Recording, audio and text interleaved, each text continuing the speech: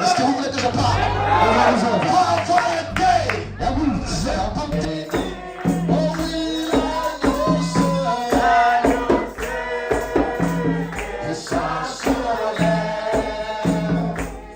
descendez dans son palais. Oh oui,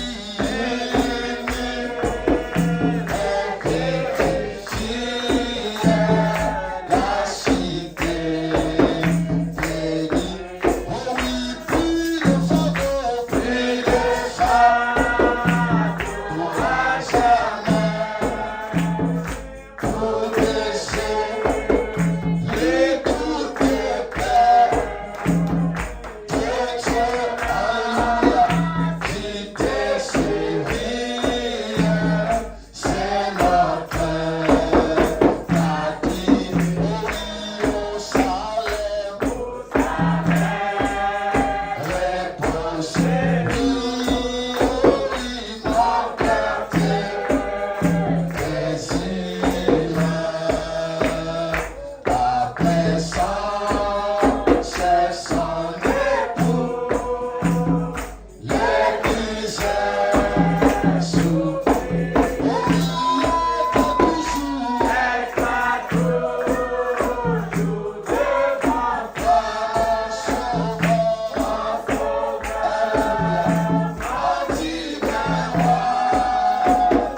pour tes chants, tes tirs, en cœur plein.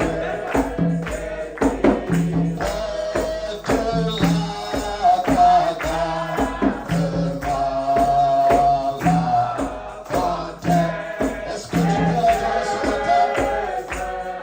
Oui, car tu es Christ.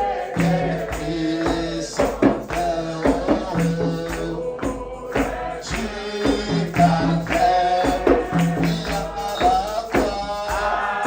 Alléluia, merci Seigneur. Jésus soit ma gloire à jamais. Oh oui, jusqu'à ce que mon amour oui, à la croix. Jésus soit ma gloire. Oh oui, jusqu'à ce que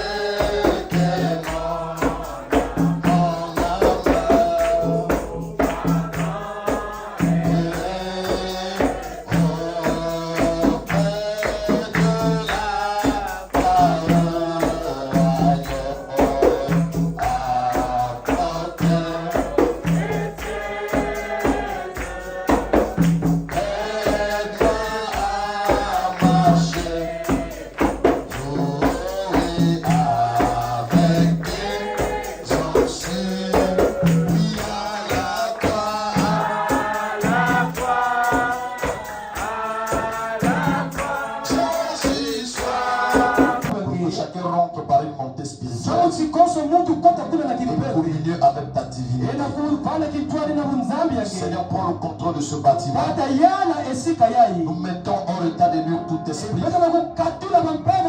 ne porte pas ta nature.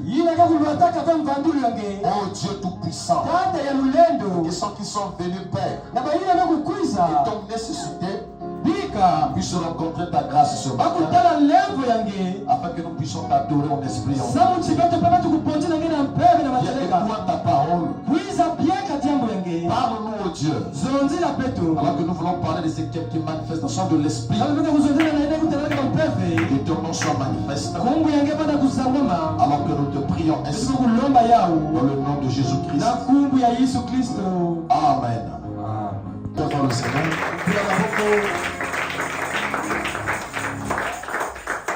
Pendant que nous y sommes, nous allons prendre dans 1 Corinthiens.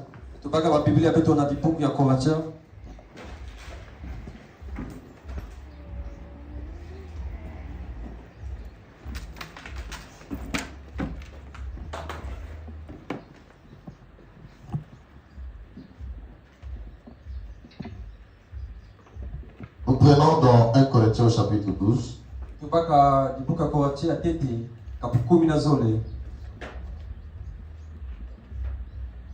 1 Corinthiens chapitre 12, à partir du verset 10. Ensuite, nous lirons dans 1 Jean 4. Nous lisons au nom du Seigneur. À un autre le temps d'opérer des miracles. À un autre la prophétie. À un autre le discernement des esprits. À un autre la diversité des langues. À un autre l'interprétation des langues. Un seul et même esprit opère toutes ces choses, les distribuant à chacun en particulier comme il le veut. Amen. Nous allons prendre le livre de 1 Jean.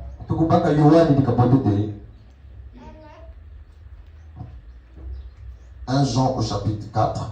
Nous lisons le premier verset. Il est dit ceci.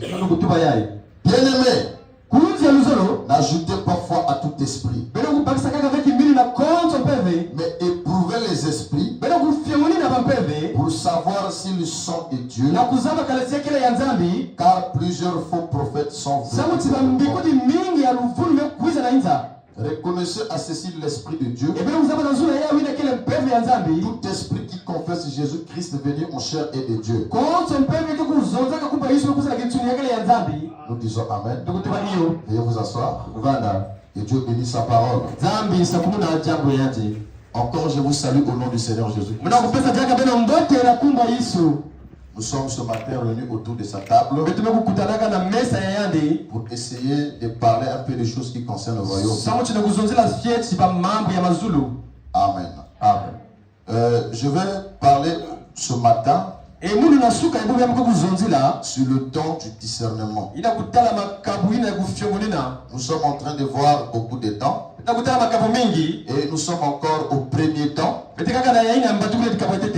est le jugement. Amen. J'étais en train de vous montrer ici que tous les dons spirituels, ou encore toutes les manifestations spirituelles, ne manifestent que 3 temps. Il y a le don du jugement. Et le don du jugement se manifeste par la sagesse, par la connaissance et par le discernement. Tout ça là, on appelle ça le don du jugement. Nous disons Amen. Et ce don là manifeste la nature omniscience de Dieu. Parce que Dieu a 3 natures principales en rapport avec l'œuvre de Dieu. Il y a l'omniscience, c'est la capacité de Dieu de connaître toutes choses. Et il nous partage cette nature par le don du jugement. Il se manifeste par la sagesse spirituelle, la connaissance et le discernement. Et il y a ensuite le don de puissance qui manifeste l'omnipotence de Dieu. Et ce don de puissance se manifeste par la foi, la guérison divine et les miracles. Tout ça là, ce sont les manifestations du don de puissance. Amen. Ensuite, il y a un don de prophétie. Et ce don là manifeste l'omniprésence de Dieu. Je vous ai dit, la prophétie ne guérit pas. Elle nous renseigne que Dieu est parmi nous. Donc c'est une capacité qui manifeste l'omniprésence de Dieu. Par exemple, dit ça rentre Hébreux 13:8 d'actualité. Amen. Et le don de prophétie a plusieurs manifestations. Paul ne parle que de 9. Nous en avons plusieurs. Le don de prophétie se manifeste par le parler en langue, par l'interprétation des langues et la prophétie elle-même. Vous savez que la vision aussi opère la prophétie. on appelle ça des visions prophétiques. La vision revêt un caractère de la prophétie. Il y a des voix audibles aussi qui opèrent la prophétie. Paul ne cite pas ça. Il y a des songes aussi qui opèrent la prophétie. Il y a la voix du cœur qui opère la prophétie. Donc, le seul don de prophétie a plusieurs manifestations. Nous disons Amen. Voilà pourquoi dans la Bible, vous allez voir que chacun de ces prophètes avait une manifestation. On les appelait tous prophètes. Il y avait un seul don du prophète. Il y a un office du prophète. Mais chacun d'eux avait ses manifestations. Comme près Daniel et Ézéchiel, les deux avaient plus de vision prophétique. Et leur vision était souvent symbolique. Il fallait une autre intervention prophétique pour expliquer ça. Mais quand on prenait les gens comme Esaïe, lui, il a parlé de façon claire. Amen. Amen. Il y avait un prophète qu'on appelait Michel. Lui ne voyait pas par la conscience. Parce qu'on a dit qu'est-ce qui se passe avec un prophète? Son subconscient est attaché avec sa conscience. C'est rapproché. Donc il peut voir sans dormir. C'est parce que le subconscient est attaché à sa conscience. Donc il peut vivre dans deux mondes à l'instant. Il dit mais le songeur, son subconscient est un peu éloigné. Donc il doit dormir pour éteindre la première conscience. Et il rentre en contact avec le subconscient. Il rêve. Donc quand il se réveille, la mémoire sous le pont entre les deux consciences. La mémoire capte ce que le subconscient a vu. Et il a expliqué ça dans sa conscience. Il peut se rappeler. Quand vous parlez d'un songe, vous passez de deux mondes différents. Quand vous l'avez vu, vous êtes dans le subconscient. Et là vous dormez.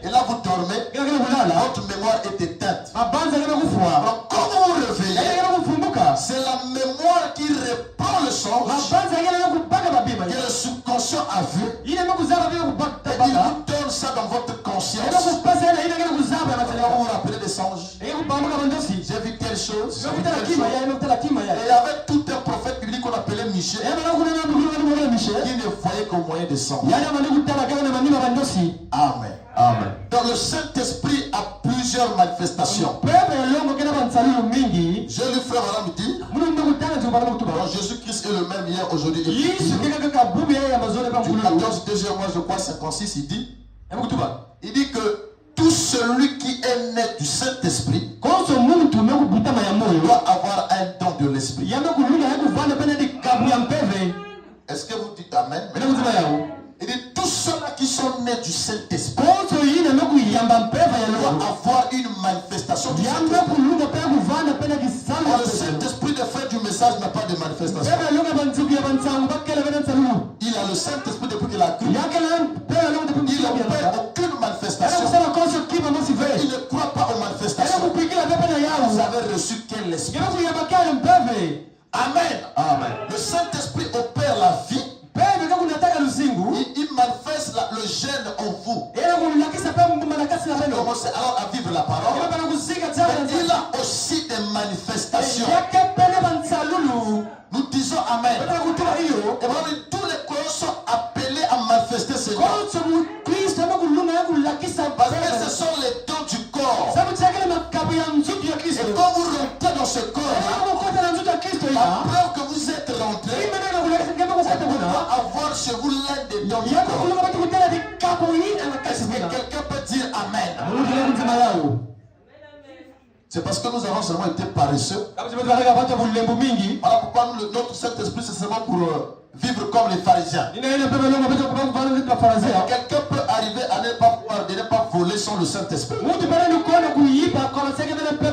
Les moines sont parfois plus consacrés que certains chrétiens.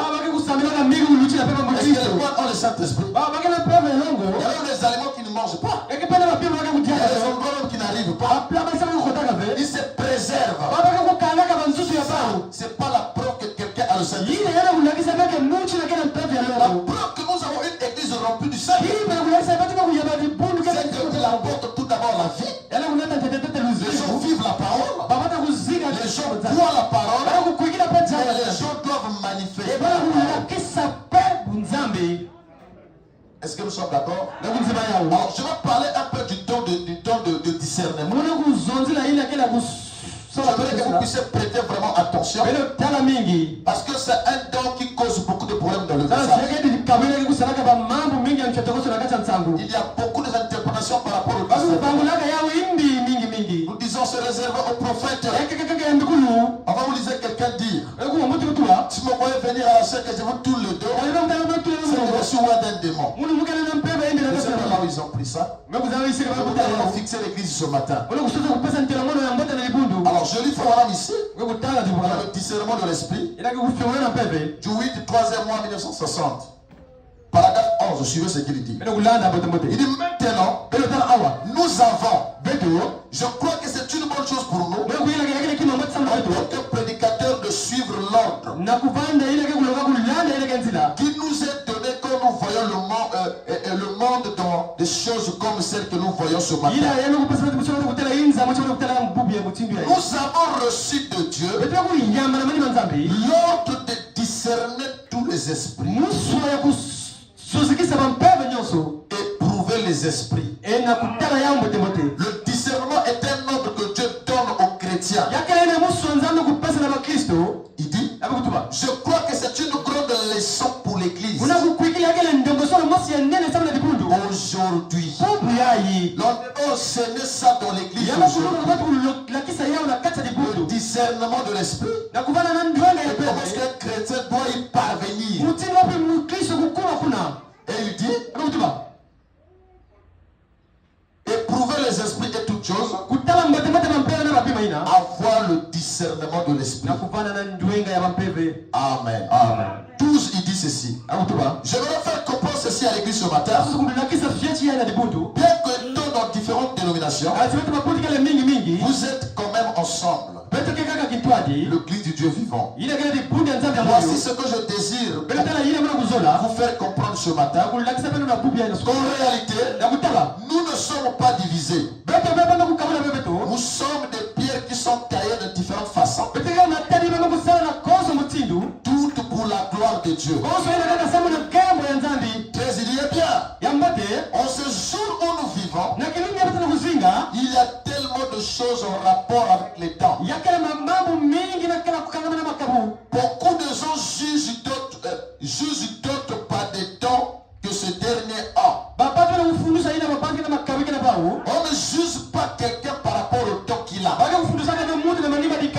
Nous devons juger l'esprit derrière ce temps. Amen. Amen. Il dit, eh bien, je crois que ces choses-là sont dedans. Je crois que ce que nous voyons manifester, ce sont dedans. Et ce sont des dons donnés par Dieu. Mais nous, si nous ne nous utilisons pas de la manière correcte, prévue par Dieu, alors nous pouvons causer plus de mal avec les dons que si nous n'avions pas. Amen. Amen. Donc, on peut avoir les dons, mais si nous utilisons ça mal, on peut causer plus de mal que si on n'avait pas du tout ces dons dans l'église. Amen. Amen. Il dit l'autre jour, j'ai fait une déclaration à la chair disant que je préférais avoir l'amour fraternel exister dans l'église, même si nous n'avions pas un seul don de guérison. Je préférais avoir une église remplie d'amour, même si nous n'avons aucun don de l'esprit. Parce que l'amour c'est le plus grand de tous les hommes. L'amour c'est la nature même de Dieu. Dieu est amour. Et souvent les gens cherchent le don avant le donateur.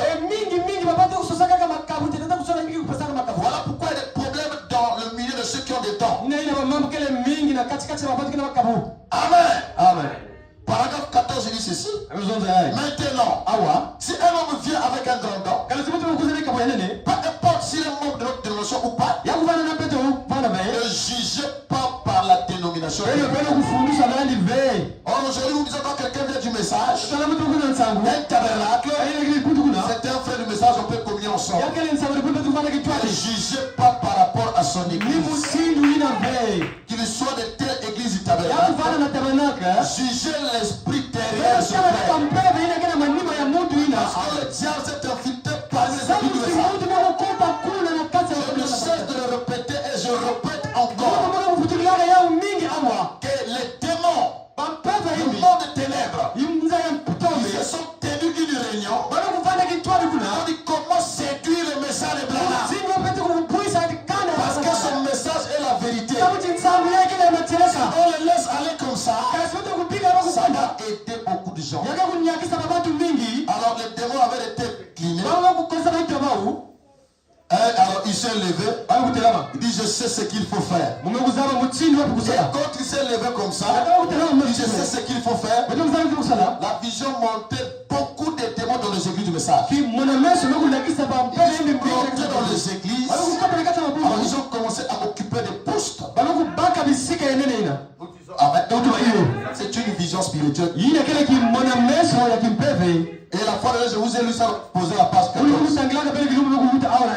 Amen. Amen. Donc ils sont rentrés dans le message pour essayer d'étouffer ce message. Voilà pourquoi beaucoup sont en train de faire des histoires. Jeter un discrédit dans le message. En réalité, lui n'est pas du message. C'est un agent du diable. Après semblant d'être du message. Détruit l'influence du message. Je vous dis la vérité. C'est une tactique du diable. J'ai pitié. Quand les gens disent si le pasteur est tel tombe, avant si je quitte l'église, pourquoi ce pasteur tombe? Est-ce que tu avais discerné son esprit? Est-ce que tu savais l'esprit de son ministère? Nous disons Amen. Nous arrivons dans l'âge de la maturité. C'est pourquoi chaque croyant ici grandit spirituellement. Peu importe où vous partez, discernez l'esprit derrière la chair. Nous disons Amen. Ne faites pas confiance à quelqu'un comme ça. Nous ne connaissons personne selon la chair. Amen. Amen. Alors revenons d'abord au discernement. Nous parlons ici de discernement de l'esprit. La Bible dit un discernement de l'esprit donné par le Saint-Esprit. Alors comment donc y parvenir? Vous allez voir que c'est parmi les plus grands dons. C'est la sagesse, la connaissance et le discernement. Alors comment avoir ce discernement? C'est pas n'importe qui doit avoir ce don de discernement. Pour avoir ce don, cela se manifeste en vous. Vous devez atteindre un certain niveau de maturité spirituelle. C'est comme le plafond des dons de l'esprit. Vous devez grandir à un certain niveau spirituel. Alors Dieu peut vous faire confiance. Confier un jugement. C'est un jugement spirituel. Et vous représentez l'omniscience de Dieu. Quand vous le prononcerez. Comment on peut Paul ici? Donc Hébreux au chapitre 5. Vous aimez la Bible, n'est-ce pas? Hébreux au chapitre 5. À partir du verset 14. Suivez ce que Paul dit ici. Il dit mais la nourriture solide est pour les hommes faits. Il y a certains enseignements qui vont être un homme fait. Stable spirituellement. Dieu vous conduit dans ce niveau-là. Il dit la nourriture solide, c'est pour les hommes faits. Et il dit pour ceux dont le jugement est exercé par l'usage de discerner. Voyez l'homme fait. Vous Son jugement est exercé par l'usage de discerner ce qui est bien de ce qui est mal. Paul parle d'abord d'un homme fait. C'est pas n'importe qui doit avoir la responsabilité de juger. Nous disons Amen. Faisons attention au don du jugement. C'est un don attribué aux hommes faits, capables de consommer la nourriture solide du message. Mais si vous êtes encore prêt à rejeter certaines situations et à croire certaines, c'est pas à vous que cela est donné. Nous disons Amen. Ici, on parle que le premier niveau, ce sont les hommes faits. Et ce jugement est exercé par le discernement. Nous disons Amen. Voilà un peu de vertu de ceux qui peuvent posséder ce don. Et deuxième niveau, c'est que pourquoi Dieu fait ça? Pourquoi Dieu choisit des gens pour confier ce don du jugement? Amen. Parce qu'un faux jugement, suivez-moi bien, un faux jugement peut éteindre l'esprit. Amen. Voilà pourquoi il n'est pas donné à quiconque n'y entre imprudemment. Un faux jugement peut éteindre l'esprit de Dieu. Parce que ce qui suit l'homme, c'est ce qui sort de sa bouche. Faisons attention à vos jugements. Parfois, je vois les gens aujourd'hui, ils se donnent la responsabilité de juger quelqu'un sur Facebook. Tu avais une manifestation là-bas que toi tu ne connais pas, qu'on a mis sur internet, et tu viens donner un jugement. Faisons attention. Et souvent, moi je dis ici, quand nous avons des manifestations ici, ne mettez pas ça à l'internet. Ça peut être une occasion de chute pour quelqu'un. Amen. Parce que le péché impardonnable, c'est parler au mal de ces manifestations. On dit votre péché ne sera pardonné ni aujourd'hui, ni dans le siècle à venir. Il dit une telle personne ne priait même pas pour lui. Parce qu'il a commis un péché qui mène à la mort. Alors combien c'est dangereux de pouvoir se proclamer comme un juge spirituel. Amen. Est-ce que vous comprenez ça? Je prends dans 1 Thessaloniciens chapitre 5. Chapitre 5. 1 Thessaloniciens 5. 19 à 20. Tu vois ce qui est dit ici? Ne tenez pas. Il dit d'abord, rendez grâce en toutes choses, car c'est à votre égard que la volonté de Dieu en Jésus-Christ. Ne tenez pas l'esprit. Va, il dit, ne méprisez pas les prophéties, mais examinez toutes choses, retenez ce qui est bon. Abstenez-vous de toute espèce du mal. Ne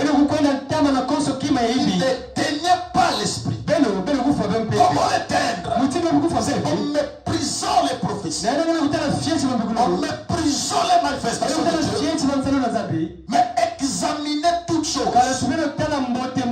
Frère Branham vient, il est dans le domaine de l'esprit et des temps. Les examinateurs, ce sont les trois manifestations: la sagesse, la connaissance et le discernement. Amen.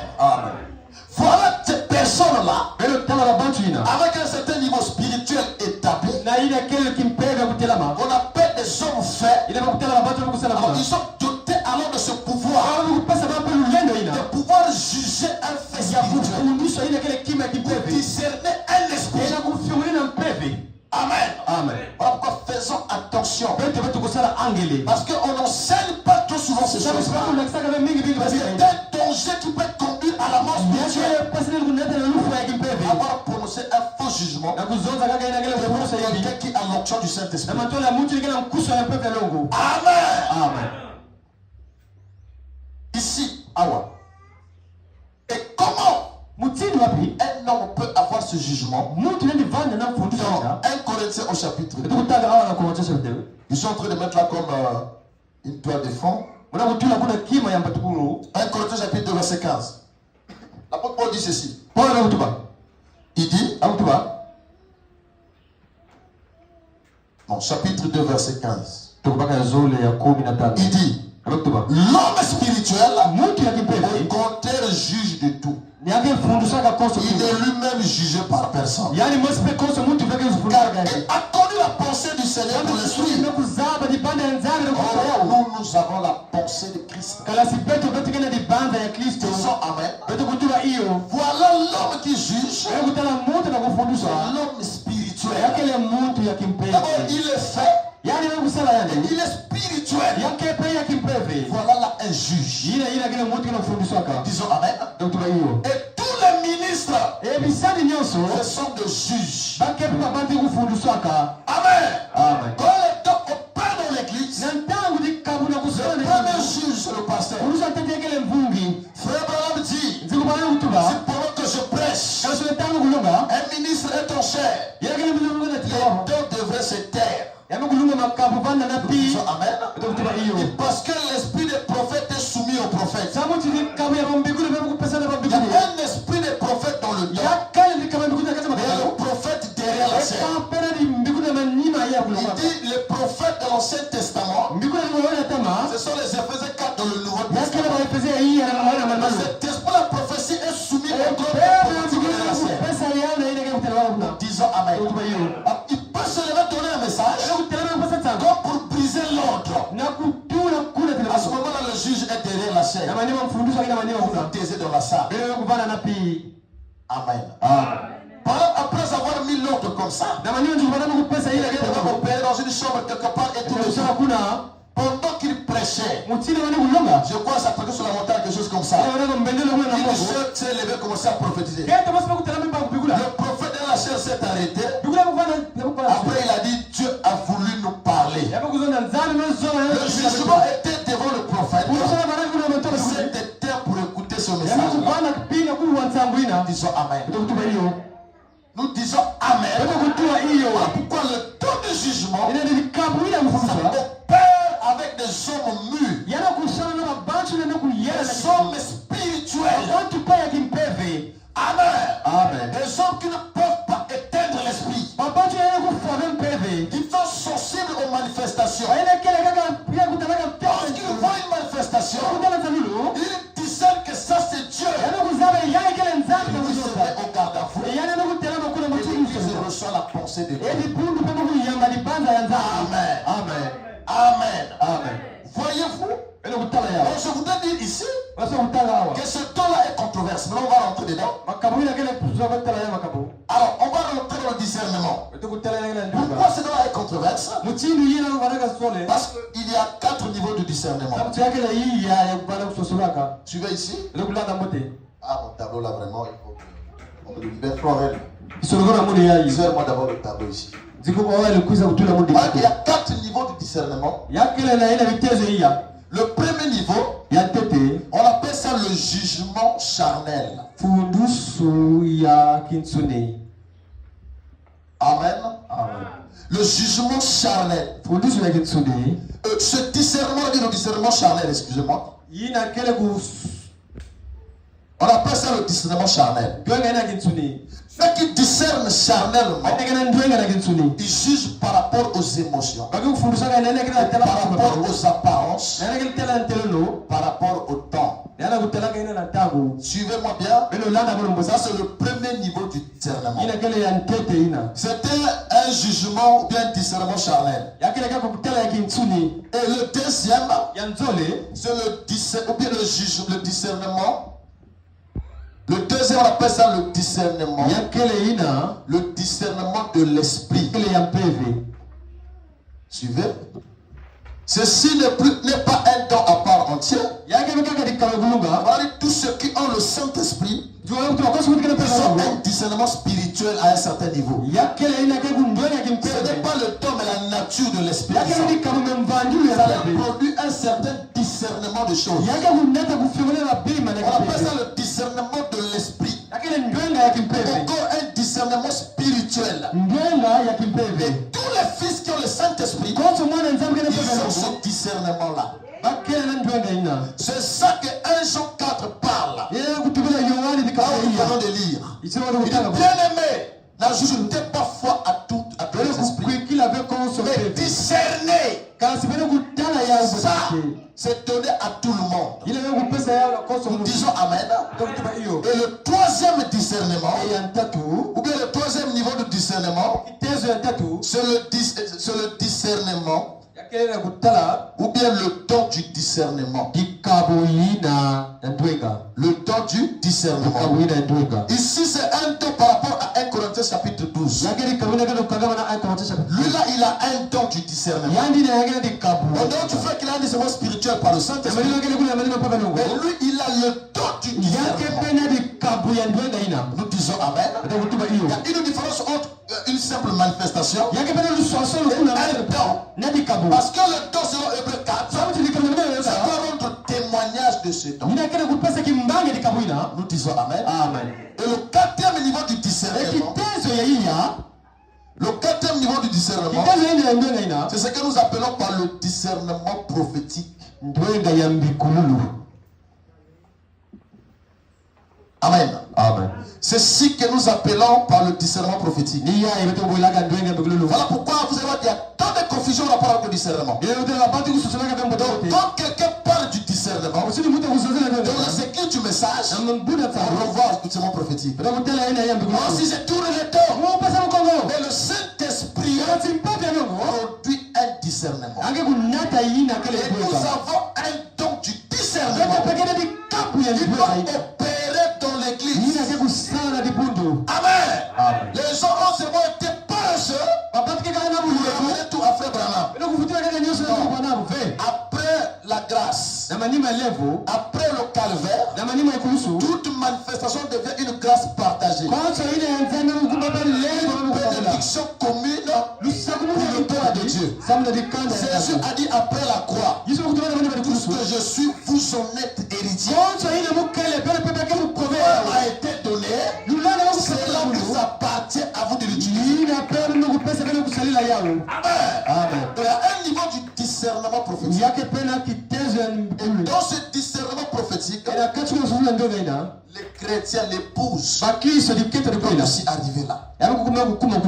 C'est quoi le discernement prophétique? C'est l'identification du ministère de Luc 17:30. C'est l'apparition du Messie en ce temps de la fin. La manifestation de l'ange de Genèse chapitre 18. C'est le retour de la colonne de feu de l'église. La parole grain qui vient s'identifier par un prophète. Alors ce don-là, ou cet office-là, est différent d'un don du discernement. Alors, quand l'épouse arrive à la pierre de fête, ceci devient notre héritage. Est-ce que vous me suivez bien? Amen. Rentrons un peu dans le premier niveau du discernement. Regardons ici. Le premier niveau du discernement, les gens jugent par les apparences. Et dans le message, on a jugé comme ça. Si vous voyez un frère, souvent à l'époque de Kukabateke, et vous voyez un frère qui porte les jeans, il n'est pas spirituel. Parce qu'un frère spirituel, il n'est pas à porter les jeans. Aujourd'hui, eux-mêmes, ils portent ça aujourd'hui. J'ai une maman qui vient ici là. Il m'a dit, mon fils, aujourd'hui vous êtes bien. On ne veut même pas porter un habit qui laisse les bras dehors. C'est le péché. Il dit, quand nous rentrons dans un bus, s'il y a un homme là, elle descend. Elle doit s'asseoir là avec les femmes. Il doit être comme ça. Maintenant on s'est promené à toi. Trois sœurs. Viens prendre un bus, ils occupent les places là. Les trois frères, ils sont là. Mais ça, c'est une prison. Amen. Pourquoi? Parce que le jugement était axé sur la chair. Même si quelqu'un ne boit pas, ne fume pas, ne se souille pas, ça ne vous a pas dit qu'il est fils de Dieu. Ça ne veut pas dire qu'il a la sémence de Dieu. Ça peut être une fausse sémence. C'est pourquoi on doit connaître non pas par l'apparence, par le discernement. Nous disons Amen. Quelqu'un peut avoir lu beaucoup de brochures. Quand tu causes avec lui, c'est Branham dit de 47 jusqu'au 67. Il peut décider la suffisance foi à la paix jusqu'à la communion. Il peut passer par l'une des brochures. C'est pas ça qui fait qu'il soit fils de Dieu. Nous les jugeons plus selon la chair. Amen. Je vais lire de 1 Samuel, chapitre 16. Prenez avec moi 1 Samuel, chapitre 16. Suivez ce que 1 Samuel dit. Amen. 1 Samuel 16, de 6 à 7. Suivez. Je crois que je suis là, oui. Il dit, lorsqu'il enterre, il s'est dit en voyant Eliab. Ça c'est Samuel que Dieu a envoyé oindre un roi de la maison. Alors suivez d'abord son discernement. Parce qu'Isaïe avait un fils qu'on appelait Eliab. C'était le plus beau, le plus corpulent. Il était très élégant. Le jugement du roi voulait tomber sur lui. C'est comme des critères, un roi apparemment c'est lui le roi ici. Suivez. Il dit, lorsqu'ils entrèrent, il s'est dit en voyant Eliab, le premier jugement par apparence. Il dit certainement, loin de l'Éternel est ici devant lui. Certainement c'est lui loin devant moi. Pas lui. Ce n'est que l'apparence. Un prophète a eu usage à ce jugement charnel. Et c'est ça qui tue l'église. Ne vous mariez pas à quelqu'un parce qu'il a de l'argent. Ne vous mariez pas à quelqu'un parce qu'il est élégant. Quand les sœurs disent, ce frère-là est élégant, donc le frère vient demander la main. Du coup, c'est la volonté de Dieu. Surtout s'il a l'argent. Dieu m'a béni, frère. Après, c'est des problèmes dans le foyer. Après, c'est des divorces. C'est parce que vous êtes charnel. Amen. Un fils de Dieu peut venir avec un mouchignabata, des habits froissés, un français tordu. Il met l'eau à la place de l'âme. Mais la prend pas par rapport à ça. À l'intérieur, ça peut être une sémence prédestinée. On ne juge pas par rapport à grandi spirituellement. Amen. Ça c'était le passé. Aujourd'hui, ne jugez pas quelqu'un par rapport à ce qu'il est. Jugez-le par rapport à ce qu'il a. Parce que ce qu'il a, c'est dans le cœur. Et la Bible déclare, comme tire son bon trésor dans le cœur. Amen. Tu peux te marier avec quelqu'un qui est riche, mais derrière la richesse, là, il y a des fardeaux. Continuez à lire ici. Le verset 7, il dit, c'est notre Dieu qui corrige. Et l'Éternel dit à Samuel, ne prends point garde à son apparence et à la hauteur de sa taille, car je l'ai rejeté. Pourquoi Dieu l'a rejeté? Parce que Samuel voulait le choisir. Dieu a dit ne prends pas garde à ça. Parce qu'il avait une bonne apparence. Il avait une bonne taille. Souvent j'entends le frère dire, les sœurs disent, si le frère peut lancer, pour que l'autre talent, on va avoir la même taille, comment ça sera l'harmonie? L'harmonie c'est pas dans le physique mais dans le cœur. Vous pouvez être en train de vous marcher, le frère est plus court que la sœur,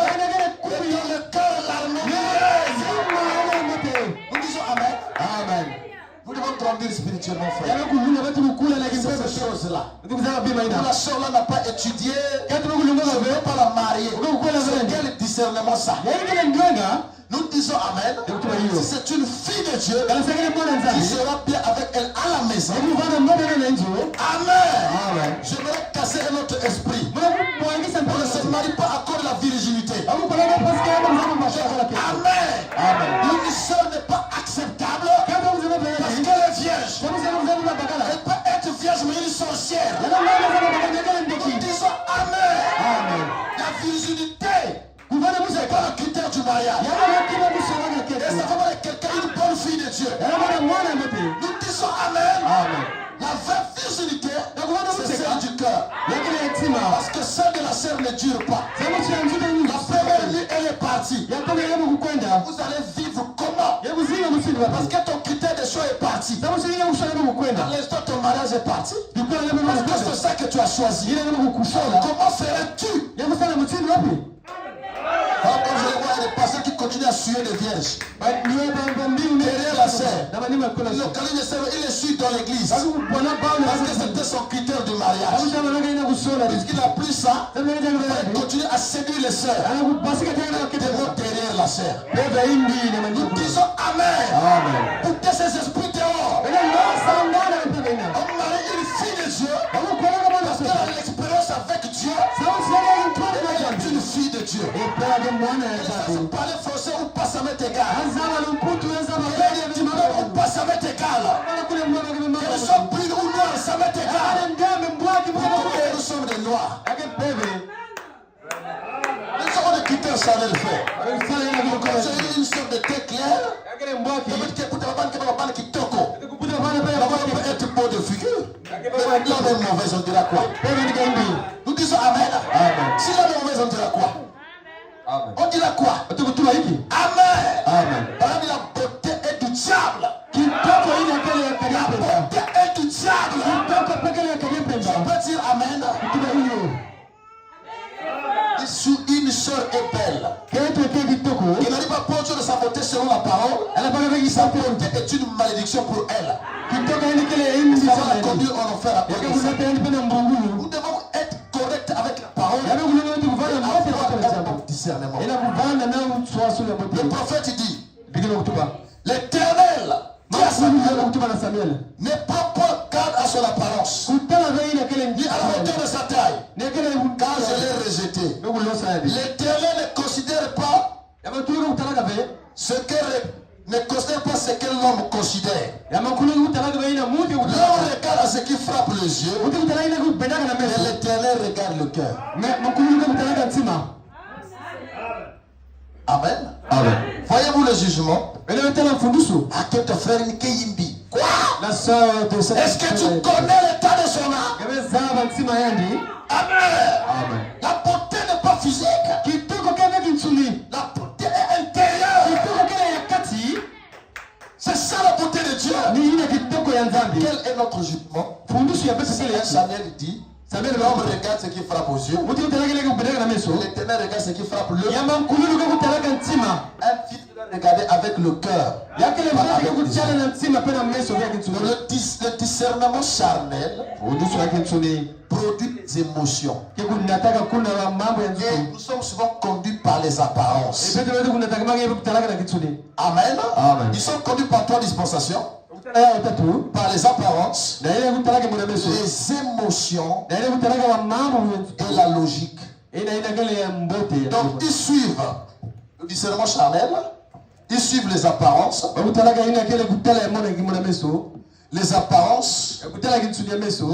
émotions, la logique, et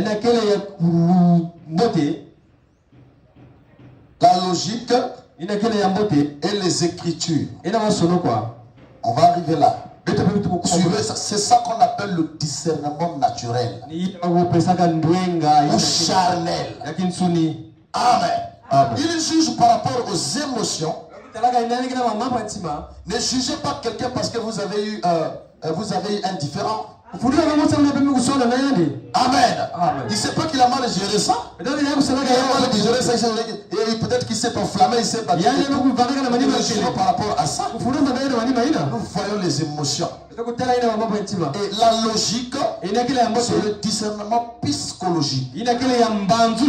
Voilà pourquoi les psychologues basent leur discernement par rapport à ça. Il va essayer de reconstruire les faits. Avant d'arriver comme ça, qu'est-ce qu'il a fait? Qu'est-ce qu'il a entendu?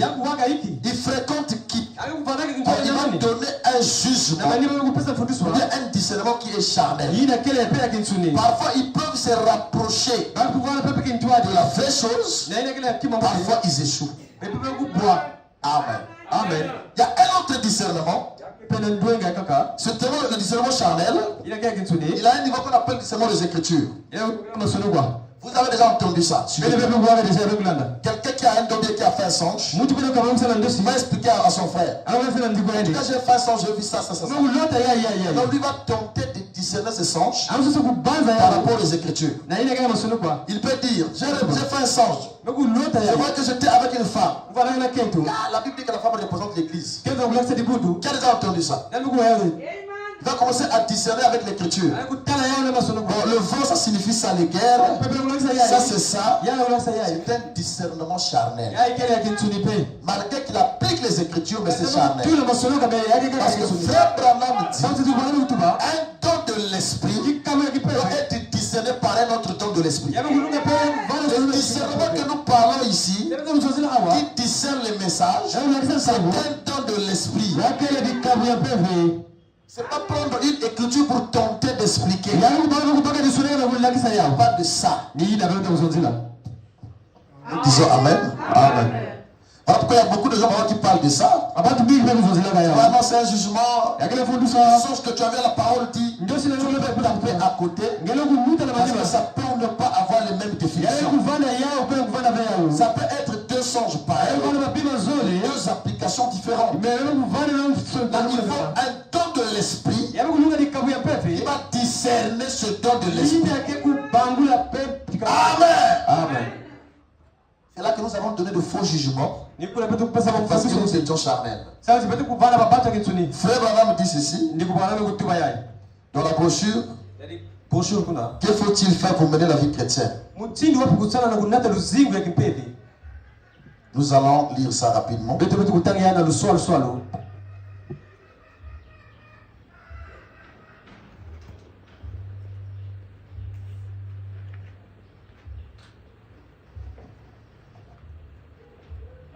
Paragraphe 52.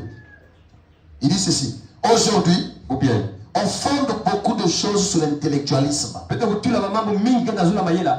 a beaucoup chez les pentecôtistes que l'on fonde sur des choses imaginaires,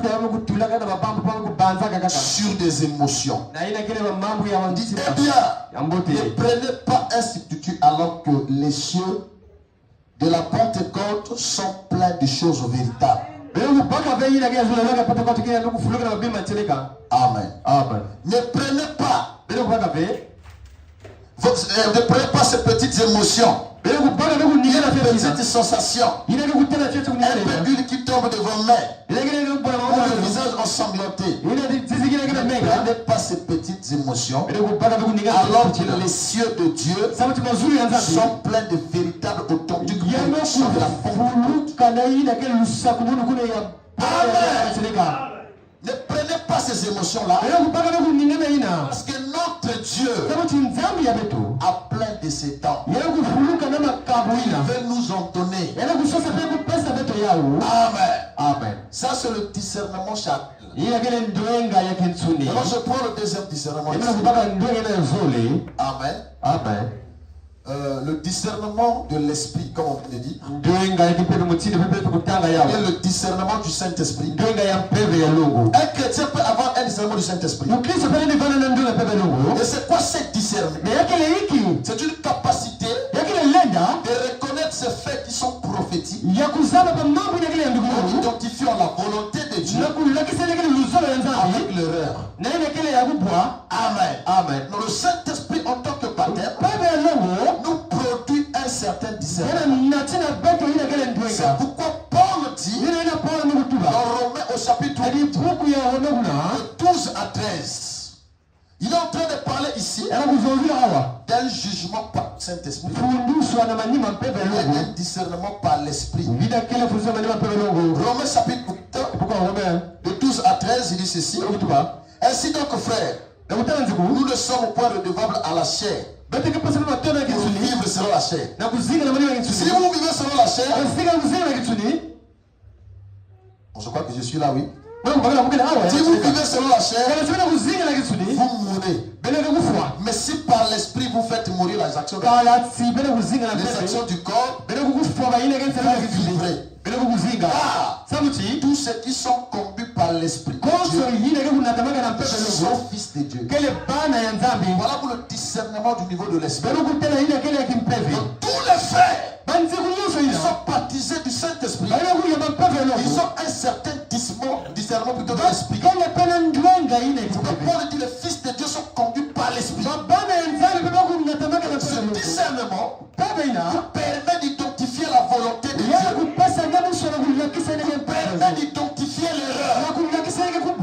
C'est un discernement de l'esprit. Ou encore appelé la conduite spirituelle. Vous la recevez par l'inspiration. Vous avez un projet, vous avez un problème, vous vous agenouillez pour prier. Et le Saint-Esprit, par beaucoup de canaux qu'il a, il utilise pour vous révéler la volonté de Dieu. Pourquoi beaucoup de chrétiens disent c'est là pourquoi j'ai commencé à prier. Prière n'est pas exaucée. Parce que vous demandez en dehors de sa volonté. La Bible déclare tout ce que vous demanderez au Père en priant, vous le recevez. C'est une déclaration forte. Parce qu'on dit tout. Mais le Saint-Esprit à travers la Bible, pendant que la route prophétique tournait, arrivé dans 1 Jean 5, il a dit bien aimé, si nous demandons quelque chose à Dieu, selon sa volonté, nous avons l'assurance. Tout ce que Dieu a dit dans Matthieu, c'est selon sa volonté. Si vous demandez, et que dans le tout n'est pas sa volonté, la prière ne sera pas exaucée. C'est pourquoi les chrétiens souffrent. Depuis que j'ai commencé à prier, est-ce que tu es dans la volonté de Dieu? Amen. Et il faut le discernement de l'esprit pour démontrer que ce que tu veux là, Dieu n'en veut pas. Tu peux t'élever, tu dis aux autres, telle situation se passe, Dieu ne veut pas que nous puissions faire. C'est le discernement du Saint-Esprit. Amen. Et tous les chrétiens sont sujets à ça. Voilà pourquoi ils sont dit, bien-aimés, ne donnez pas foi à n'importe quel esprit. Et je presse dans un âge où le l'abîme est ouvert. Les dons de l'esprit ont plusieurs sources. Ça peut être un petit peu en train de prophétiser. Mais ce qu'il dit est vrai. Toi ne juges pas par le temps. Il contacte son esprit. Et juger cet esprit par le discernement spirituel. Fais penalty. Laissez-moi avec quelqu'un. 5 minutes plus tard, vous direz quel esprit l'anime. Comment ça? C'est là la voix de tous les chrétiens du message. Vous avez tous été charmés, mes frères. Voilà ce que notre prophète était. Nous devons être comme ça. Un homme qui a le Saint-Esprit n'écoutera pas n'importe quelle musique. Même si c'est un frère du message qui a sorti. Et que l'esprit est là. Derrière cet homme-là, tu peux discerner qu'il parle des brochures, mais son esprit est faux. N'écoute pas ça. les frères du message. Les sortent du message. On va jeter à la poubelle. Si seulement nous sommes spirituels. Nous disons Amen. Il faut que l'église grandisse le faire. On nous emmène trop de poubelles. Un païen qui fait les choses sales. Il prend la guitare. Il exerce la voix. Il vient chanter la voix aussi. Amen. Vous recevez des témoins. Nous disons Amen. Moi je n'écoute pas n'importe quel musicien. Même dans le message. Vous en avez ce problème un jour. C'est pour du message. Il enlève ça. Mon esprit n'aime pas ça. Je n'aime pas ça. Amen. La profondeur en moi a censuré ces cantiques. De trouver que c'est faux.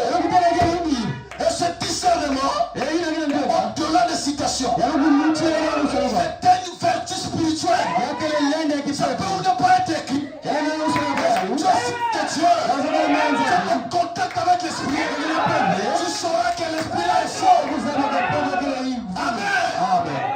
Pour que l'église monte. On était en bas. Certains musiciens.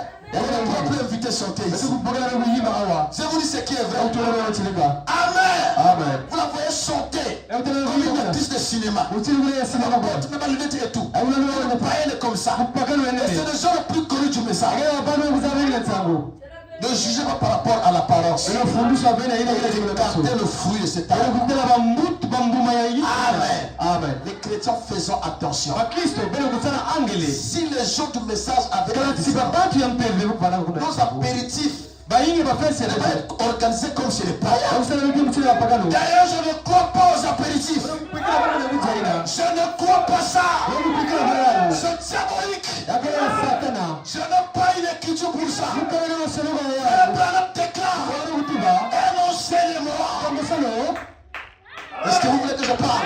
Pour avoir été apporté par les Écritures, de la Genèse à l'Apocalypse, c'est pas une écriture qui parle de ça. Et dans le message, on ne faisait pas. On a copié ça, c'est le pentecôtisme. Et le seul cas des démons, si on malade n'a pas l'apéritif, il est mal à l'aise. C'est un démon qui te met mal à l'aise. Amen. Parce que si tu es mal à l'aise, c'est une chose qui n'est pas la parole. C'est quoi alors? C'est le diable, n'est-ce pas? Amen. Et aujourd'hui, si on fait un mariage, il n'y a pas d'apéritif. C'est comme si le mariage me va arriver. C'est pas la pauvreté qui fait ça aux gens. À la maison, il n'a rien à manger. Il va aller manger à la fête là-bas. Et s'il mange un peu, il fait de ça un problème. Est-ce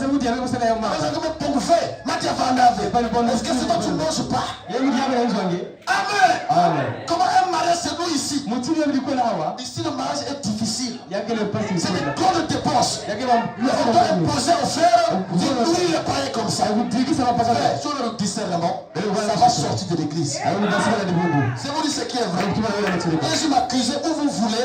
Je suis derrière mon messager. Je suis derrière la parole. Amen. Ces choses-là sont venues au message à cause des hommes faibles.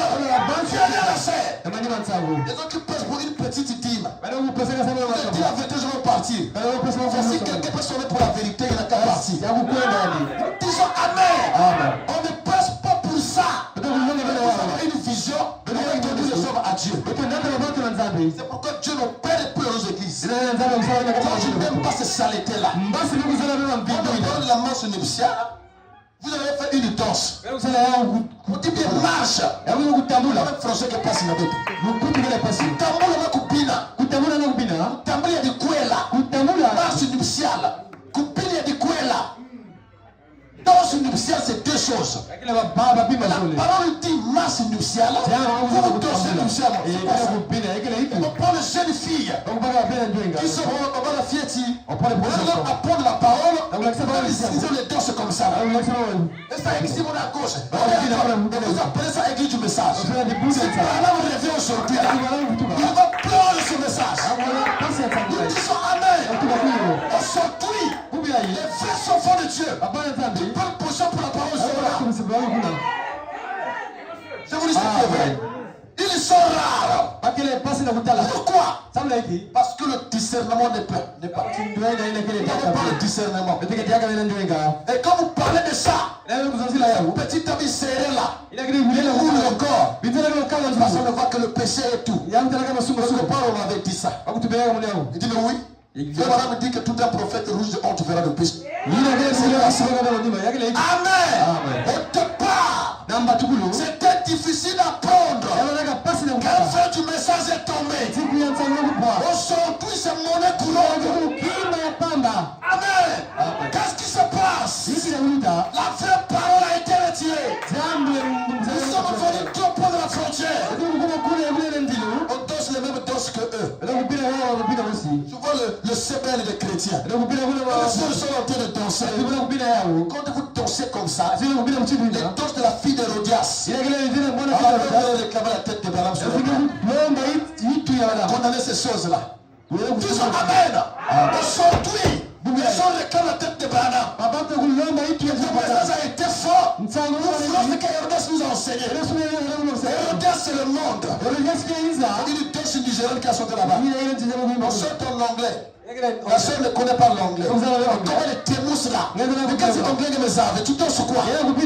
L'ignorance. Amen.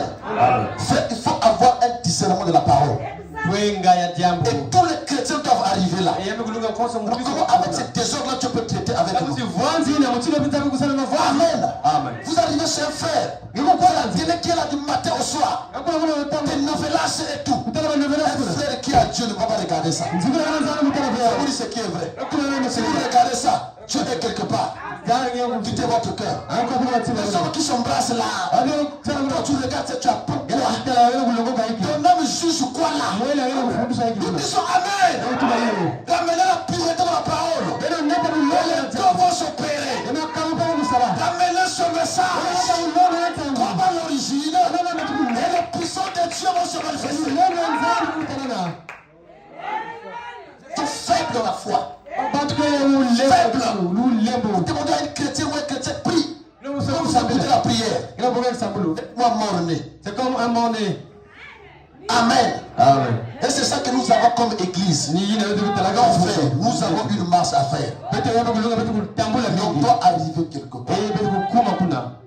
Si vraiment le Seigneur était descendu dans le message, les gens allaient changer. On allait avoir d'autres choses concernant la vie chrétienne. On approcherait un peu plus de Dieu. Amen. Dans le discernement du Saint-Esprit, il est donné par le Saint-Esprit. Ça c'est un don à part entière. Mais c'est une vertu qui accompagne ceux qui ont le Saint-Esprit. Donc à un certain niveau, ils ont un discernement. Voilà pourquoi ils peuvent discerner les esprits. Amen. Amen. Ils peuvent discerner avec qui ils collaborent. Ils peuvent discerner là où je fréquente, l'église où je prie, le monsieur qui me fréquente. Ils peuvent discerner ça par l'esprit. C'est seulement le Saint-Esprit est là. Il peut acheter une robe au marché. Quand tu regardes comme ça, ton discernement te dit que la robe là est fausse. Ce n'est plus le pasteur qui va venir la seule robe qui est couverte. Non! Le temps est passé. Parce qu'on a commencé à communiquer avec ça. Laissez les jupes.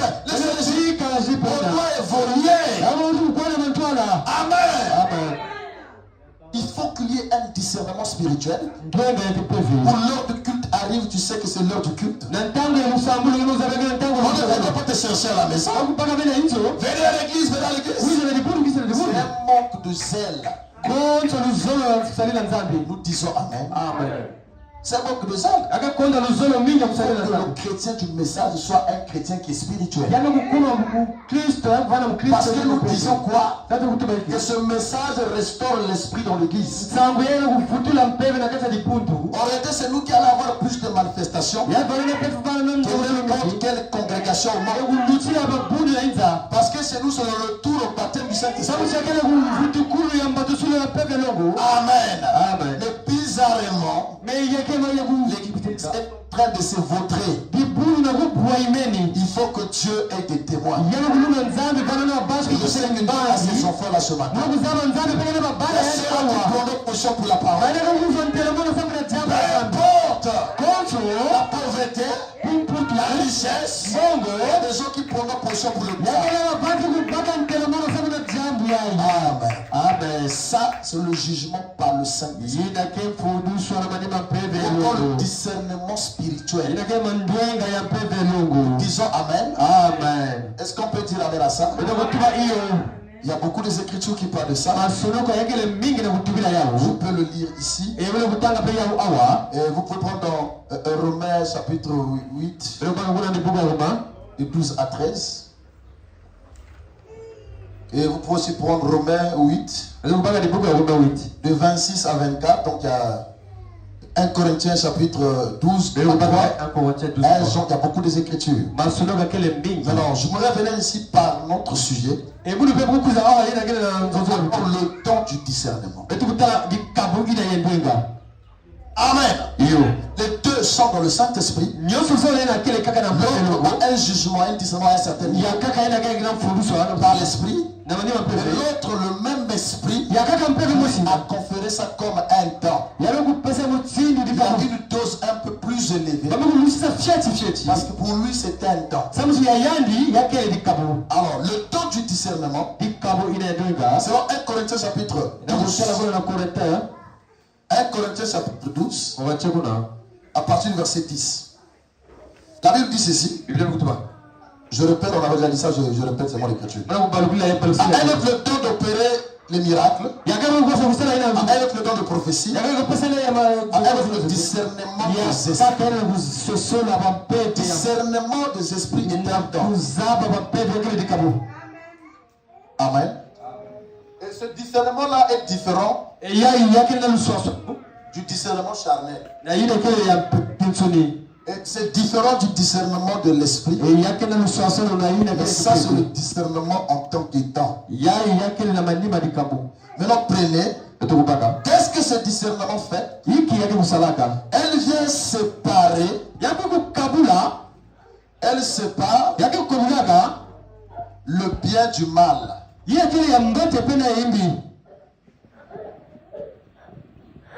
Amen.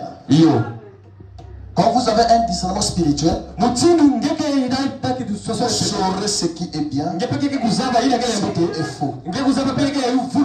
Amen. Amen. Elle vient opérer le jugement. Ou bien il opère le jugement. Il opère le jugement. Amen. Dans le temps du discernement, c'est par le bien du mal. Il opère le jugement. Amen. Amen. Et qu'est-ce qu'elle fait? Elle vient opérer le jugement par le discernement. Mais il a fait ça. À quel niveau elle opère le jugement? C'est quand nous avons donné une prophétie par exemple. Elle avait dit, ainsi dit le Seigneur. Je vois ça. Il s'assoit. Avant que ce message soit donné à l'église, celui qui a un temps de jugement. Donc vous voyez que le discernement là opère le jugement. Et comment il doit juger un message spirituel? Ça doit être un don spirituel. L'esprit par celui qui a le il rentre, il dit oui, ça vient de Dieu. Pour certifier une manifestation spirituelle. Le discernement est une capacité de certifier une manifestation. Ils sont sûrs de parler en langue. Ils sont sûrs de la prophétie. Amen. Et comment il peut le faire? En recevant la même onction d'un don de l'esprit. On lui parle comme pour c'est ça qu'on appelle le don du discernement. Et c'est le Saint-Esprit qui a la confiance dedans. Et c'est Dieu qui opère à travers ce don. Nous disons Amen. Ça, c'est le don de discernement. Maintenant, le don du discernement, quand il s'agit de discerner les malades, parce que là, il discerne le temps. Quand il opère le jugement, c'est quand il discerne les temps. Là, il opère le jugement. Mais le don du discernement a une autre application. La troisième application, c'est quoi? C'est que il peut prendre tous les autres dons et les utiliser pour opérer un discernement. Il y a des cas de maladie. Est-ce que vous comprenez? Là, il ne discerne plus un message. Mais il prend les prophètes, ceux qui ont été des prophéties, des visions, il les met ensemble pour un discernement. Quand il s'agit des malades, est-ce que nous disons Amen? Je peux lire ça? Prenez Frère Branham ici. Dans les instructions de Gabriel à Daniel. Les instructions de Gabriel à Daniel. Paragraphe 14. Suivez bien la question, suivez bien. Il dit, bien. On m'a aussi demandé s'il y a encore Frère Branham, tiendrez-vous encore le service de guérison avec discernement au tabernacle? Est-ce qu'on peut tenir un service de guérison avec discernement? Je pose la question, est-ce qu'on peut le faire? Tiendrez-vous un service de guérison avec discernement au tabernacle? Frère Branham dit non. Il dit non. Non. Point. Il va commencer une autre pensée. Il dit, le discernement sera exercé par l'autre équipe que nous avons. Là, ce n'est plus discernement comme un temps pour juger un temps. Mais là, c'est toute l'équipe ensemble qui exerce le discernement quand il s'agit des malades. Est-ce que vous comprenez ça? Le discernement sera exercé par l'autre équipe que nous avons. Quelle équipe? Là, c'est les frères qui ont parlé de langues, de prophéties. Il dit, maintenant, nous avons ici Frère Neville a un don de prophétie. Il prophétise pour les malades et leur fait connaître des choses qu'ils ont besoin de savoir. Nous avons un frère du nom de Ingbotam, un des administrateurs qui a fidèlement accompli son mandat au sein du conseil. Je ne vois pas ce matin. D'habitude, il a le don de parler en langue. Il y a une petite dame du nom de Argambra, petite sœur, qui a un don d'interprétation de langue. À ce moment-là, pour les malades, le discernement prend alors tous les autres dons. La prophétie opère le discernement. La vision opère le discernement. Il s'agit des malades. Amen. Donc le discernement ne se limite pas seulement pour juger un fait spirituel. Le discernement aussi peut prendre une autre tournure. Voilà pourquoi Branham prier pour les malades. L'onction du discernement venait. Il discernait les malades. Il y a une équipe qui fait ça. On met maison des dents, les frères qui ont des dents, ils peuvent être ensemble. Ils ont commencé à faire le discernement par le temps. Nous disons Amen. Amen. Nous disons Amen. Amen. Est-ce que vous comprenez ça? Voilà pourquoi le discernement est très complexe. Parce qu'il est à part entière un don. Il peut prendre tous les autres dons pour faire le jugement. Amen. Amen. Amen. Amen. Voilà pourquoi dans l'église, on a besoin de ces gens-là, de bien-aimés qui ont ce temps-là. Amen. Amen. C'est lui qui peut juger un message. D'ailleurs, je vais vous dire une chose. Même parmi les gens qui ont le temps de prophétie,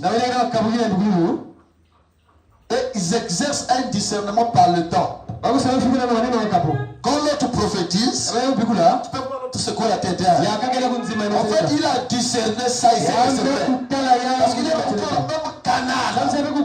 Il a vu que c'est vrai. C'est quoi comme ça? C'est pas un juge. Mais par le temps, il a trouvé le canal. Là, l'autre est parti. Il est comme un juge. Je te l'ai dit ça. Amen. C'est beau d'avoir les dons dans l'église. C'est beau d'avoir le sang dans l'église. Quand Dieu vous parlait, des temps. Disons Amen. Pourquoi nous devons être consacrés, attachés à ce choses. On doit connaître son Dieu. Moi, je ne suis pas un juge. Je ne peux pas juger un message. Amen. Même si je sais que la personne qui a prophétisé, vous savez, le jugement de Dieu, quand ça vient en vous, ça vous donne des mots appropriés. Vous attendez le temps convenable pour amener la personne. Parce que lorsque vous jugez un homme, faites attention au temps. Amen. Amen. Voyez, David avait péché. Il a pris la femme de Uri. Il a tué Uri. Dieu a suscité le prophète Nathan. Nathan est venu juger le roi. Le roi David était un juge. C'est lui qui jugeait le peuple. C'est lui qui délivrait le peuple. Alors comment donc le juger? Le prophète a dû employer une parabole. Amen. Amen. Parce qu'il ne voulait pas sortir certains mots. Faisons attention à notre vie. C'est tout ça la sagesse. On ne juge pas un message spirituel parce que une émotion qui m'a. Ça doit être un jugement spirituel. Et si tu as un temps de jugement, on doit te mettre à l'épreuve. Tu vas commencer à juger dedans. Trois messages. Et Dieu appuie ce temps-là. On le fait un tel à un don de jugement. Donc s'il y a un message, on peut se tourner vers lui. Et tu dis quoi? L'esprit me dit que c'est vrai. C'est faux. C'est bon. Nous avons des juges.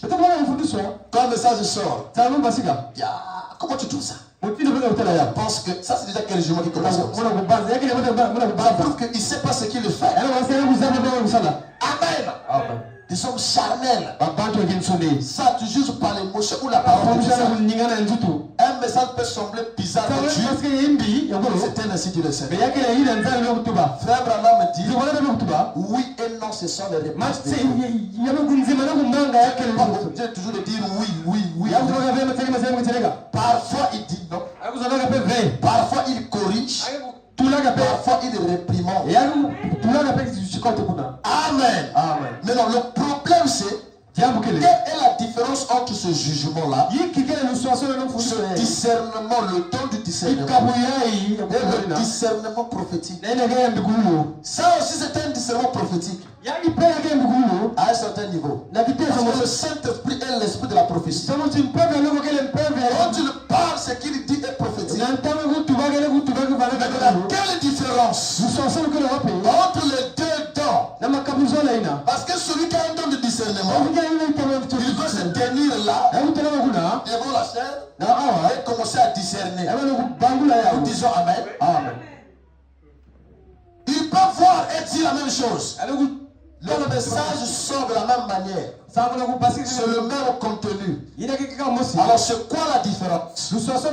La différence c'est que l'autre est un don de discernement et l'autre est un office couramment appelé le ministère. L'autre est un don du discernement, l'autre est un office du discernement. Et même au niveau des dons de prophétie, quand un prophète qui prophétise et quelqu'un qui a le prophétie, c'est la même manière. La différence c'est que l'autre est un don et celui-ci est un office. Dieu l'a établi pour être prophète.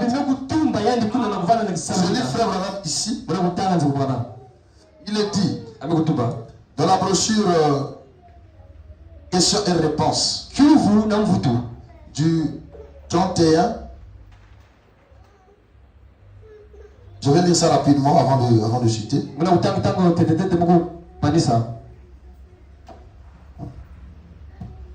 Il dit ici questions et réponses du 12 janvier 61. Paragraphe 131 dit ceci. Maintenant, regardez, il y a une différence entre un don de prophétie et un prophète. Il y a 1 million de kilomètres de différence avant qu'une prophétie ne soit donnée. Avant qu'une prophétie de celui qui a un nom de prophétie ne soit communiquée à l'église, 2 ou 3 personnes doivent discerner cela et dire est vrai. Ou c'est faux. Mais pas pour un prophète. Voyez, un prophète c'est un office. Le don de prophétie est un temps. Un prophète est né prophète. Ainsi dit le Seigneur, constamment. Amen. C'est simple comme tout. Vous voyez, c'est un prophète. Mais un don de prophétie, c'est un don. L'un est un office de Dieu, l'autre est un don de Dieu. Mais les opérations peuvent être les mêmes. Voilà pourquoi vous entendez les hommes. Vous voyez quelqu'un discerner, vous c'est faux. Il a un don du discernement. Amen. Tu peux arriver là. Il te dit je te vois faire ça. Il a ce don là. Mais différent d'un prophète. Amen. Maintenant le discernement prophétique ou le discernement majeur, c'est une identification de Dieu dans un âme. Cela vient accomplir la promesse de Luc 17:30. Elohim, Dieu dans la chair. Nous disons Amen. Pourquoi cela c'est un ministère, c'est un office. Et pourquoi Dieu emmène ça? Dieu emmène ça pour faire croître l'église. Dans la brochure prouvant sa parole, Frère Branham dit le Fils de l'homme est revenu dans la chair pour unir l'épouse à Christ. Dans ce discernement, c'est la colonne de feu de l'homme. L'ange Elohim, dans la dévoration de Pâques, il dit la colonne de feu descend maintenant. Il désire emprunter la chair. C'est même plus un simple don. Et c'est l'ange qui revient dans la chair, qui emprunte la chair d'un frère. Et quand cet ange descend, on dit je suis heureux de lui prêter ma chair. À l'instant pour vous prouver que c'est pas moi, que c'est pas un simple don. Il tourne le dos. Et quand l'homme tourne le dos, c'est là que l'ange va commencer à prier. Amen. Et quand cet ange opère, c'est lui le ministère du cœur. Et la sémence parole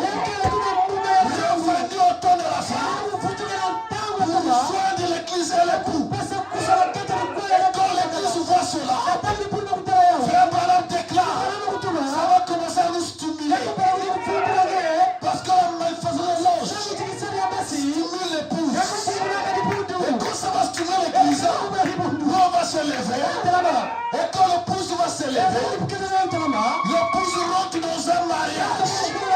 On n'a pas les liens invisibles. Je suis plus fiancé à Christ. Je suis l'épouse de Christ. Lors d'un mariage, il faut qu'il y ait un sacrificateur. Le mariage entre Dieu et l'épouse, un homme ne peut pas consacrer ça. Il a fallu que l'ange vienne et prenne le corps pour rendre un service à Dieu. À partir de maintenant, la parole s'ouvre. Le livre revient. Chacun écoute son nom. Le livre de vie de l'agneau, c'est l'acte de mariage entre l'épouse et l'époux. À ce moment-là, l'épouse devient l'héritier. Je n'ai plus besoin d'un simple don, mais la manifestation de l'esprit devient mon héritage. Et dans Apocalypse 22, la Bible déclare, l'épouse est l'esprit divin. Ce n'est plus un simple don, c'est l'Éternel qui parle. Et l'épouse était unie. Il y a sacré du mariage. Je deviens héritier du surnaturel. Sur le mariage surnaturel, l'épouse ne peut pas être sans l'aide. C'est pourquoi nous avons des manifestations. Et Branham déclare, quand les deux omnipotents se rencontrent, il sera que un miracle. Parce que Dieu est omnipotent, l'homme devient omnipotent. Et quand les deux se communient, les deux se manifestent. Les prophéties sont données. La guérison est donnée. Qu'est-ce qui se passe? L'ange est revenu. C'est ça cet office-là. Dieu dans la chair. Et quand nous le voyons, c'est que l'église sont des dispensations. Paul a fiancé l'église. L'église était fiancée. Quand vous êtes fiancé, un fiancé doit faire des dons à son fiancé. Alors pourquoi nous avions des dons ici? Des prophéties, parler en langue. Et Paul a enseigné ça. Branham ne parle plus de ça. On parle de l'épouse. Nous disons Amen. Quand nous rentrons la pierre de fête, c'est Christ qui s'exprime à travers nous. Est-ce que je peux lire ça? Aujourd'hui, la voix de Dieu n'est plus dans la bande. Les peuples ont passé. La voix n'est plus dans la bande. La voix est dans l'épouse. Est-ce que vous écoutez ça? Vous croyez ça? La voix de Dieu n'est plus dans la bande. La voix de Dieu est vivante. Dans un homme qui a l'onction. Il peut parler pour Dieu. Il peut réclamer pour Dieu. Et l'autorité royale entre le maître de l'église. Est-ce que quelqu'un dit Amen? Quelqu'un dit Amen? C'est pourquoi au temps de la fin, au jugement du temps de blanc, Dieu ne peut pas juger seul. Parce que l'épouse qui a le discernement, deux ont le même discernement. Et dans Daniel 7, il dit le trône était assis. Dieu est descendu assis avec les myriades. Et Branham dit, l'épouse va juger avec Christ. Comment l'épouse peut juger? Si l'épouse se donne du jugement. Amen. Et à partir d'aujourd'hui, le jugement commence. Est-ce que tu dis Amen à ça? Devant les esprits, les puissants des ténèbres, commence le jugement. Parce que Dieu te donne ça. Je vais lire ici pour clôturer. Frère Branham dit, donc exposé 332. Suivez ici. J'aime cette écriture-là. Est-ce que l'épouse est prête? Est-ce que vous êtes prête? Il dit oui, monsieur. L'église n'est plus le porte-parole de Dieu. C'est vrai, amen. L'église est déjà restée. Si on ne parle plus de l'église, on parle de l'union invisible. On parle de l'époux et l'épouse. L'église n'est plus le porte-parole de Dieu. Elle est son propre porte-parole. Aussi, Dieu se retourne contre elle. Dieu se retourne contre l'église. Et il la confondra au moyen du prophèt et de l'épouse. Car la voix de Dieu est en elle. Ici, tu l'église aujourd'hui. Voilà pourquoi les choses que nous devons faire ici, là, que l'église ne fait pas. Tout ce que l'église fait, que nous ne faisons pas. Parce que nous sommes le juge de l'église. Amen. Ne suivez pas n'importe qui. Parce que tu ne connais pas sa position. Ça peut être un simple membre d'église. On le pousse à le jugement. On juge l'église. Et comment nous le jugeons? C'est par la parole que nous prêchons. C'est par des manifestations. Et l'église, toi qui n'as pas de manifestation, fais attention. Va appeler au jugement. Nous disons Amen. Il dit, la voix de Dieu est en elle. La voix de Dieu en qui? Dans l'épouse. Je pose la question aujourd'hui. Est-ce qu'aujourd'hui, écouter un membre de l'épouse, écouter Dieu parler? Nous disons Amen. Amen. La voix de Dieu est en qui? Dans l'épouse. Il continue, il dit. Oui. Car il est dit dans le chapitre Apocalypse, au verset 17, l'esprit et l'épouse disent viens. Il faut encore le monde entendra ce qui vient directement de Dieu. Comme à la Pentecôte.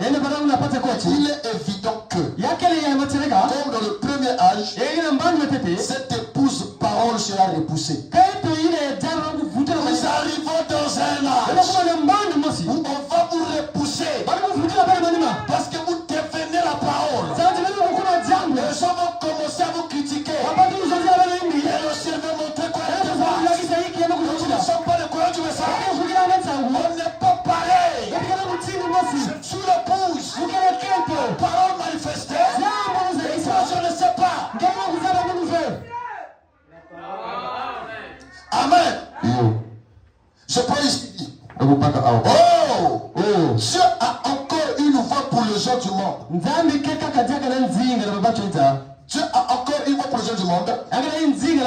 Tout comme il a donné une voix à l'épouse. Cette voix est dans l'épouse. Comme nous l'avons dit. Amen. La voix de Dieu est où? Dans l'épouse. Et quand la voix de Dieu est en vous, vous aurez un bon discernement. Quand la voix de Dieu est en vous, le don de prophétie est plus sous contrôle. Quand vous parlez, c'est Dieu qui s'exprime. Amen. L'autorité est remise dans l'église. Et quelqu'un qui a la parole, qui a la voix de Dieu, on ne peut pas lui faire avaler une dogme. Illumination. C'est la parole ou rien. C'est Dieu qui parle ou rien. Amen. On ne peut plus tromper l'épouse parce qu'elle devient la parole. Amen. Et aujourd'hui, c'est toi et moi qui allons activer ce livre-là. Si Dieu ne parle pas avec nous, ce message va rester un livre. Mais quand le Dieu quitte la livre, il quitte le livre, il quitte la Bible, il vient dans ton cœur, c'est qui Dieu fera attention. Parce que nous avons vu Dieu dans un an. Amen. C'est ça qui confirme le message. La parole dans l'épouse. Il est monté à la montagne. Pendant qu'il est monté là, Frère Baxter a dit, j'ai vu une pierre à la forme pyramidale. Et sur la pierre, rien n'était écrit. Et quand Branham est arrivé, il s'est mis à interpréter ce qui était écrit. Sur le retour de la pierre blanche dans le cœur. C'est ça le message. Le message est une pierre blanche. Le Père reconnaît ce qui est écrit. Et c'est lui à qui c'est adressé. Quand Branham est monté là, il était responsable d'un message. Les choses devaient être révélées. Alors il pouvait lire sur une pierre blanche. Nous disons Amen. Voilà pourquoi quand j'écoute le message, j'écoute mon nom sur une pierre blanche. Tu peux me dire pourquoi tu crois le message? Je te dirai je ne sais pas. Tu peux me dire parler de formation. Je te dirais non. Parce que je suis en train de lire quelque part. Au-delà des parchemins, au-delà des livres, au-delà de ce qui est écrit, je suis en train de lire dans le monde éternel. Que cet homme de Kentucky était un véritable prophète de Dieu. Et d'ailleurs, je voudrais te signifier et l'ange qui a traité avec lui est aussi avec moi. Ceux qui authentifient le message, ce ne sont pas les théories, ce ne sont pas les doctrines, les philosophies, mais la parole confirmée de Dieu. La preuve que nous avons la vraie parole, c'est que quand nous prêchons, Dieu confirme ça. La preuve que vous êtes un chrétien, c'est que Dieu va confirmer votre par des actes de puissance. Amen. Quand cet ange vient chez nous, il apporte le signe, les miracles et les prodiges. Qui croit ça? Amen. Amen. Est-ce qu'Abraham avait un discernement? Amen. Amen. Oui, quand trois hommes sont venus chez lui, Abraham a commencé à discerner Elohim. C'est Abraham qui avait commencé. Les trois hommes sont venus. Abraham dit asseyez-vous. Il dit asseyez-vous, il appelle Seigneur. Comment tu peux appeler trois personnes Seigneur? Dans la linguistique c'est faux. Mais dans le système prophétique c'était vrai. Parce que avec une seule divinité. C'était Elohim. Dieu te bénisse. Et Abraham dit vous êtes venus manger. Asseyez-vous, je vais préparer un veau. Car c'est pour ça que vous êtes venus. Deuxième discernement. Après Elohim a mangé. La parole était bien préparée. Citation après citation. Un peu de consécration. Un peu d'onction. Et maintenant je dois parler. Cacherai-je à Abraham? Dieu te bénisse. Ce que je dois faire. Il y a des choses que Dieu nous révèle. Il ne veut pas que l'épouse soit il ne veut pas que tu sois innocent. Parce que ce qui arrive dans le monde, l'épouse est au courant de ça. Dieu a dit cacherai Abraham. Abraham est devenu intercesseur. Quand vous rencontrez Dieu, vous devenez intercesseur pour les autres. Amen. Est-ce que tu vas détruire cette ville-là? Tu commences à pleurer la grâce. Dieu a dit je ne détruirai pas. Un homme parlant avec Dieu. C'est ça le temps. Merci Seigneur Jésus. Et toi tu peux rentrer en esprit. C'est que dans ma famille il y a le païen. Tu vas tous le périr. Est-ce que tu vas tous le faire détruire? Je prends la place d'Abraham. Le père sera à Seigneur. Le fils que pour un autre il me fait du bien. C'est mon neveu. Il n'a rien. Il ne veut pas croire. Est-ce que par ma foi tu peux faire quelque chose? Dieu a dit je parlerai. Et la prière d'Abraham a fait que les deux anges sont montés sur l'autre. Et l'autre c'était une dénominationnelle. Il n'avait pas le discernement. Il les appelait mes seigneurs. Et de l'autre côté avec Abraham, l'ange commençait à opérer des signes. Amen. Et de l'autre côté c'était la mort. C'est le temps où l'église doit se lever. Chaque membre a un don. Tel que nous sommes là, chacun de nous a un don. Lorsque vous rentrez en esprit, chacun doit manifester quelque chose. Amen. C'est ça la preuve. Nous avons reçu le message. C'est ça la preuve que Dieu opère au milieu de nous. Alors si Dieu est avec nous, où sont ces miracles? Amen. Quand Élie était monté, Élisée avait pris le manteau d'Élie. Élisée n'avait jamais accompli un miracle. Mais il voyait Élie faire des miracles. Il voyait Élie faire des miracles. Et ce jour-là, sur le chemin de retour, parfois Jésus fait que Jésus parte pour nous laisser manifester la puissance. Parce que appelé au Seigneur, tu es où? Et ce jour-là, Élisée avait quelque chose de lui. Il a pris le manteau, il a regardé le Jourdain, il a manipulé le manteau. Où est le Dieu de Lie? Amen. Où est le Dieu de Lie? Et quand il a frappé, le Jourdain a obéi. Parce qu'il y a quelqu'un qui connaissait Élie et qui connaissait le Dieu de Lie. Je n'adore pas Branham, mais j'adore le Dieu de Branham, le Seigneur Jésus.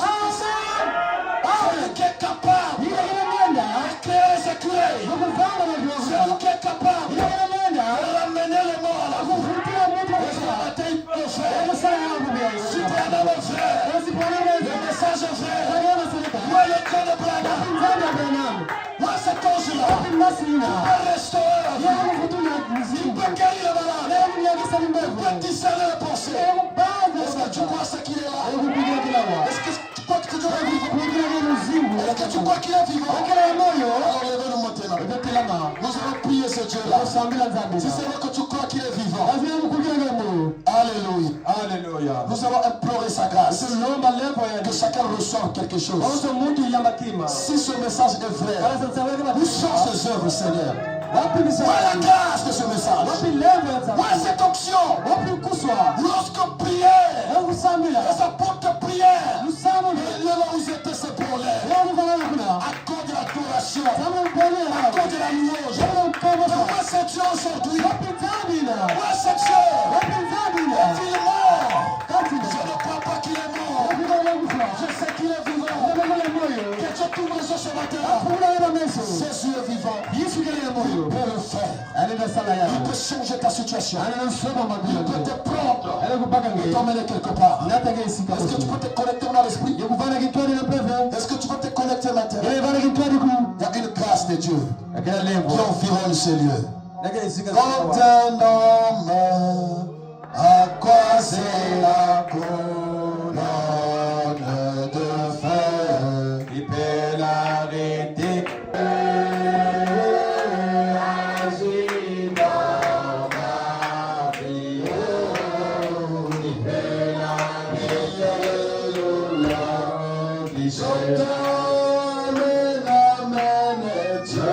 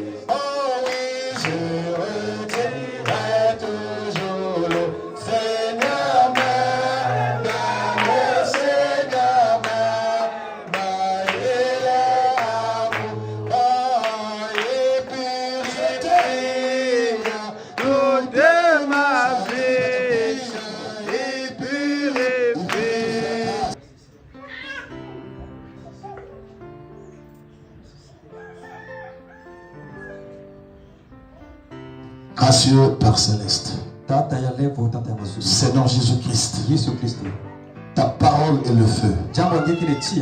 Cette parole, Seigneur, a emmené la puissance de tout le monde de ténèbres. Cette parole, Seigneur, est une épée à double tranchant. Elle pénètre sur Dieu. Père de gloire, ce matin, Seigneur, que je parle de toi. Rien que de toi, Seigneur. Je ne parle pas de tout ici là. Ni d'un petit Dieu, Je parle de Jésus-Christ. Son créateur. Son vainqueur. Le créateur de l'univers. C'est lui qui est capable de sauver. Au nom de Jésus. Seigneur, maintenant. Que tu prennes le contrôle. Et que tous qui sont venus ce matin, Seigneur de gloire, si quelqu'un est venu ici avec une atmosphère de maladie, au nom de Jésus, je sors ces démons. Maladie. Sors le sérieux. Que la guérison s'installe. Et que l'autorité s'installe. Père, si quelqu'un était lié au monde de ténèbres, ce matin, Seigneur, c'est un jour de jubile. Un peu de réclamation de la vie de tes enfants. Oh Dieu, quelle onction qu'il y a ici ce matin. Localise ça comme faut dire. Au nom de Jésus, que la force spirituelle entre en scène. Seigneur Jésus, nous pouvons tout avoir. Nous voulons le Saint-Esprit. Ce baptême du Saint-Esprit de grâce. Et tes personnes ont tout ça. Descends tout ça. Descends Seigneur. Descends nos pères. Notre dimension spirituelle. C'est pourquoi au nom de Jésus. Souffle maintenant. Souffle ton esprit dans ce cœur qui a besoin de toi. Souffle ton esprit dans cette âme qui a fait le sang de la justice de Dieu. Au nom de Jésus-Christ. Au nom de Jésus. Dans le Saint-Esprit. Dis ça qui t'emmène. Au nom de Jésus. Je prends le contrôle. De ça qui tombe maintenant. C'est un temps qui t'a donné encore. Ce matin, allez-y, nous prophétisons. Dans tous ces cadeaux. Au nom de Jésus. Et que l'esprit opère. Au nom de Jésus. Que l'onction de la prophétie opère. Et que les yeux s'ouvrent. Oh Dieu tout-puissant. Que la bouche s'ouvre. Au nom de Jésus. Oh Dieu, nous venons ici parce que toi, tu nous as appelés, Seigneur. Merci pour ta présence, Seigneur. Merci d'avoir traité avec chacun. Oh Dieu tout-puissant, nous savons que tu ne peux pas échouer. Tu ne peux pas faillir. Maintenant, Seigneur, bénis tes enfants. Je prie que tu les bénisses ici. De quelque bénédiction que ce soit. Le céleste Christ. Le céleste sur les partages. Au nom de Jésus-Christ. Loin de Père. Les esprits dans vous. Les esprits dans sorcellerie. Ta partie aujourd'hui. Que l'ordre se message. L'ordre du Seigneur. Bénis son ministère. Marche avec chacun. Le préserver. Le protéger. Au nom de Jésus. Alléluia. Alléluia. Alléluia. Au nom de Jésus. Merci Seigneur. Nous te disons merci pour la conduite de l'Esprit.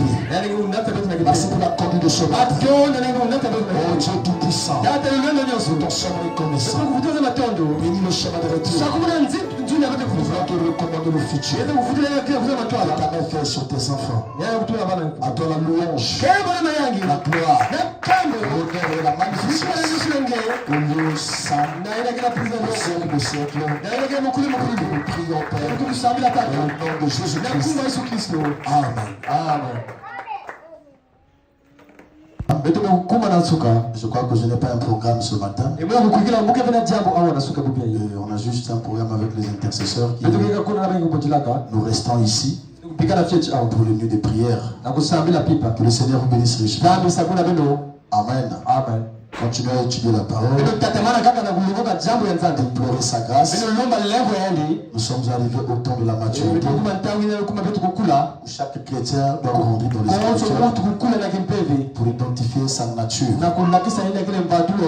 Amen. Amen. Nous allons chanter pour continuer la chanson. Le frère Angélique peut continuer à chanter.